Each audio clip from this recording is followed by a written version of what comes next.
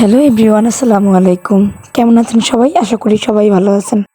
ওই দিন একটা ভিডিও ক্লিপ দিয়েছিলাম, খালাতো বোনের হুট করেই আংটি পরিয়ে গেল। তো ওই দিনই ওর বিয়ের ডেটটা দিয়ে গিয়েছিল। তো আমরা অনুষ্ঠানটা করব, কিন্তু গায়ে হলুদটা করবো না বলছিল।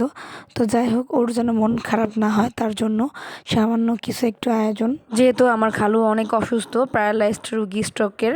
তো যাই হোক, ওর মন খারাপ যাতে না হয় সেই জন্যই আর কি যত সব কিছু করা আমাদের।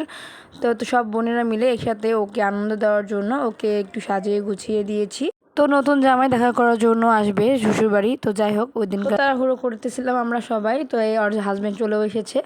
আমার বোনটা অনেক লাজুক প্রকৃতির। তো যাই হোক, যার কারণে ও অনেক কষ্ট করে ওকে ঠেলতে স্টেজে নিয়ে যাওয়া হয়েছে। ছেলের বন্ধুরাও আসছে। তো যাই হোক, এখানে আমরা ফটোশ্যুট করব আর ওর হাজব্যান্ড আর ওকে নিয়ে গায়ে হলুদ দেওয়া হবে। তো আমার খালাতো বোনরা আর কি একটু একটু করে সাজুগুজু করেছে ছোটরা। আর এই যে ওর হাজব্যান্ড এসেছে একটু হলুদ দিবে, কিন্তু ও দিতেছিল না। তো ও এতই লাজুক যে কি বলবো। তো আমার নানিও ছিল, একটু দুষ্টামি করতেছিল। দুজনকে একটু খাওয়িয়ে দিবে এবং হলুদ দিয়ে দিবে, তো এই আর কি।